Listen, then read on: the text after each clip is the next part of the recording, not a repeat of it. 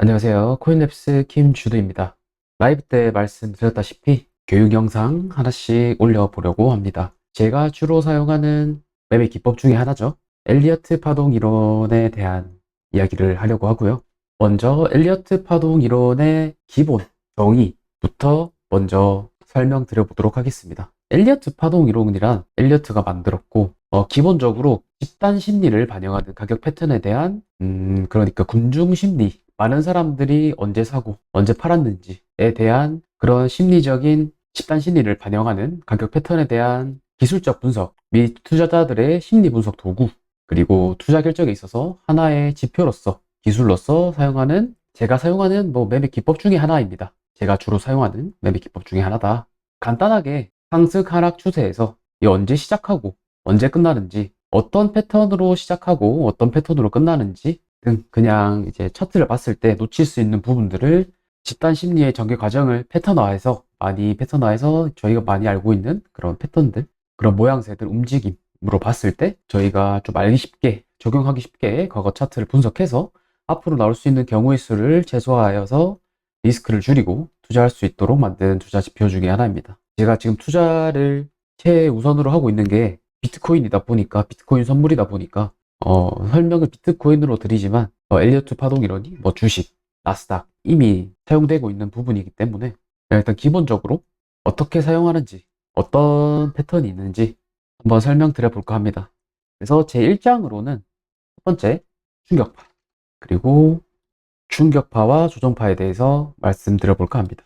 이제 굉장히 이제 엘리어트 파동 이론이 많은 사람들이 이용을 하면서 점점 어려워졌다고 해야 될까요? 난이도가 많이 올라갔다. 그만큼 사람들이 많이 보기 때문에 단순했던 패턴들도 많이 복잡해졌고, 부단히 이 개념만 가지고는 사실 매매가 쉽진 않습니다. 쉽진 않지만 이거를 잘 활용해서 사용해 보신다면 저는 어느 정도 손실보다는 계좌 우상향을 볼 수 있지 않을까라는 개인적인 생각을 하고 있습니다. 제가 부단히 그걸 사용해서 그렇다는 게 아니라, 파동을 이용하는 트레이더이지만 파동뿐만 아니라 거래량, 호가창, 수급, 매물대, 지지저항 이런 것들, 그런 것들을 다 보는 트레이더이기 때문에 일단 먼저 제가 기본적으로 보고 있는 엘리어트 파동 이론의 충격파가 뭔지, 조정파가 뭔지 그것을 1강으로, 첫 번째 강의로 한번 설명드려 보도록 하겠습니다. 충격파는 5개의 파동으로 이루어져 있고요. 1, 2, 3, 4, 5. 저희가 굉장히 잘 알고 있는 임펄시브 웨이브라고 하죠. 자, 임펄시브 웨이브는 어떻게 이루어져 있나? 충격파는 어떻게 이루어져 있냐? 5개의 파동으로 이루어져 있습니다. 첫 번째 충격파, 두 번째 조정, 세 번째 충격파, 네 번째 조정, 그리고 다섯 번째 충격파. 이렇게 이루어져 있습니다. 보통 충격파 안에는 똑같은 충격파가 들어있어야 된다. 자, 임펄스 안에는 임펄스가 있어야 된다. 라고 기억해 주시면, 일단 첫 번째 강의이기 때문에 기본적인 것만 다뤄드리도록 하겠습니다. 충격파 안에는 충격파가 있어야 된다. 그 말인즉슨 충격파 안에 1파 안에 임펄스, 3파 안에 똑같은 임펄시브 충격파 웨이브, 5파 안에도 충격파 웨이브가 있어야 된다라는 뜻이죠. 저희가 소파동까지 카운팅하는 이유이기도 합니다. 그거에 따라서 저희가 충격파인지 조정파인지 이후에 어떤 무빙을 보여줄 것인지 해석하는 데 있어서 굉장히 크게 작용하는 부분이기 때문에 기본적으로 알아두셔야 될 거는 5개의 파동으로 이루어져 있다 라고 생각하시면 될 것 같습니다. 부단히 상승장에서만 충격파가 이렇게 위로 올라가는 게 아니라 기억해 두셔야 될 게, 하락장에서도 이렇게 충격파가 나온다는 거 알아두셨으면 좋겠습니다. 아까 설명드릴 때 말씀드렸죠. 상승 하락 추세에 있어서 어떤 패턴으로 시작하고 어떤 패턴으로 끝나는지. 충격파가 나왔다는 거는 일단 상승 충격파죠. 하락 충격파든 그쪽 추세가 터진다라고 좀 기억해 주시면 좋을 것 같고요. 항상 꼭 그런 건 아닙니다. 이 충격파가 상승장에서만 나오냐, 그런 건 아니지만, 그런 거에 있어서 이제 복합적인 부분에 있어서는 추후에 설명을 드리도록 하고요. 일단 충격파는 5개의 파동, 조정파는 3개의 파동으로 이루어져 있다. 그리고 이것만 기본적으로 알아두시면 되고요. 이제 조정파에서도 여러 가지 종류가 있고 충격파에서도 여러 가지 종류가 있지만, 기본적인 거, 충격파는 5개의 파동으로 이루어져 있고 조정파는 3개의 파동 A, B, C로 이루어져 있다 라고 기억해 두시면 좋을 것 같습니다. 그리고 이제 충격파에는 기본적으로 절대 규칙이라는 게 존재합니다. 절대 규칙 첫 번째, 조정 2파는 1파를 100% 되돌릴 수 없다. 그 말인즉슨 2파가 1파 아래로, 이 시작점 아래로 내려가서는 안 된다 라는 이야기입니다. 자, 두 번째, 4파동이 1파동 아래로 내려올 수 없다. 첫 번째 파동 아래로 내려올 수 없다는 뜻은 이 조정 파동이 이 아래로 1번 충격파랑 겹쳐지거나 넘어서는 안 된다 라고 생각해 주시면 될 것 같습니다. 그리고 세 번째, 자, 충격파의 세 번째 파동은 가장 강한 파동이라고 합니다. 세 번째 충격파의 길이가 가장 작아서는 안 된다 라는 게 절대 규칙이 있습니다. 그래서 저희가 파동을 카운팅할 때 이 차트를 분석하거나 해석할 때 임펄스 웨이브에서 충격파에서 기본적으로 꼭 기억해야 될 세 가지 절대 규칙이라고 생각하시면 될 것 같습니다. 그 안에도 여러 가지 규칙이 있지만 그거에 대해서는 나중에 추후에 계속 이제 실전에 어떻게 대입하는지에 대해서 설명드리면서 설명드려 보도록 하고요. 자, 조정파에는 어떤 종류의 조정파가 있냐? 조정파에도 굉장히 여러 가지 종류가 있습니다. 그렇지만 기본적으로 저희가 기억해야 될 거는 세 가지. 첫 번째, 5, 3, 5, 지그재그. 그리고 3, 3, 5, 플랫 패턴, 플랫 조정. 그리고 순회 명태, 3, 3, 3, 3, 3. 이렇게 세 가지의 조정 패턴이 있다. 근데 사실 더 많습니다. 더 많지만 기본적으로 알아두시면 될 것 같다.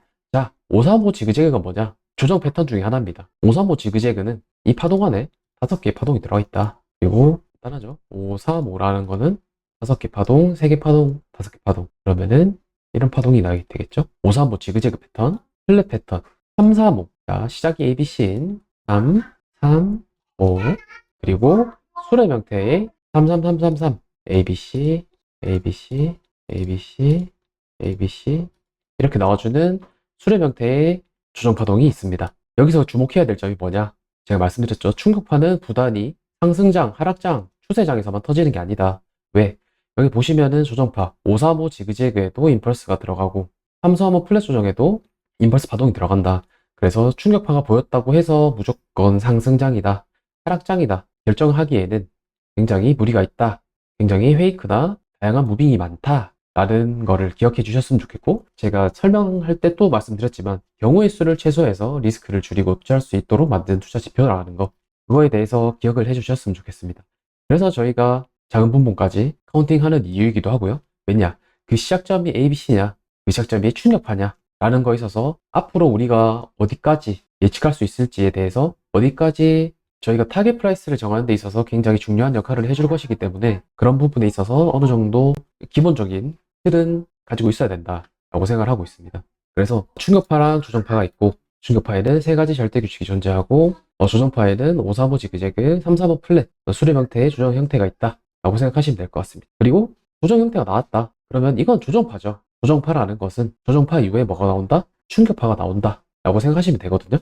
엘리어트 파동 이론을 보시면 아시겠지만, 제가 하나만 그려볼게요. 하나만 그려서 설정을 눌러보면은 굉장히 극소부터 슈퍼 밀레니엄까지 다양한 각도의 파동들이 존재합니다. 이 파동들이 작은 파동부터 극소부터 모여서 슈퍼 밀레니엄까지 만들어지는 것이기 때문에, 그 안에서 지금 우리가 카운팅을 하지만 그 안에서 어떻게 이루어지는지, 지금 어디에 카운팅인지, 어디에 파동인지를 알기가 굉장히 힘들어요. 그래서 저희는 경우의 수를 최소화해서 리스크를 줄이고 손익비 좋은 구간에서 매매하기 위해서 저희는 엘리어트 파동 이론을 공부하는 것입니다.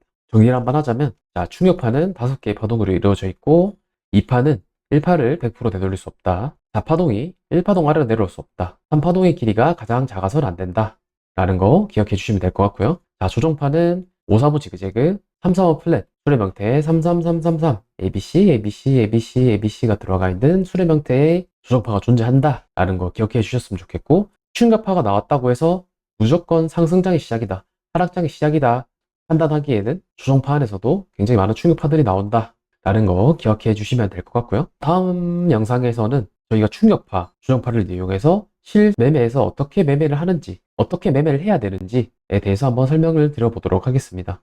여러 가지 규칙이 존재하지만 엘리어트 파동 이론이 코에 걸면 코걸이, 귀에 걸면 귀걸이, 굉장히 주관적인 해석이 가능한 이론이기 때문에, 이 이론을 이용해서 저희가 어떻게 수익을 내고 어떻게 리스크를 최소화하고 어떤 매매를 해야 되는지에 대해서 앞으로 강의에서 계속 꾸준하게 설명드려 보도록 하겠습니다. 혹시 영상을 보시고 궁금한 점 있으시거나 질문이 있으시다면 언제든지 저희 카톡방 오셔서 질문해 주시면 그에 맞게 답변을 드리도록 할 거고요. 9월달, 9월 초 이제 이번 주에 거래량 대회 진행 예정입니다. 그냥 매매하시는 분들 매매하시면 비트겟에서 지원하는 증정금 받아가실 수 있으니까 많은 참여 부탁드리겠고요.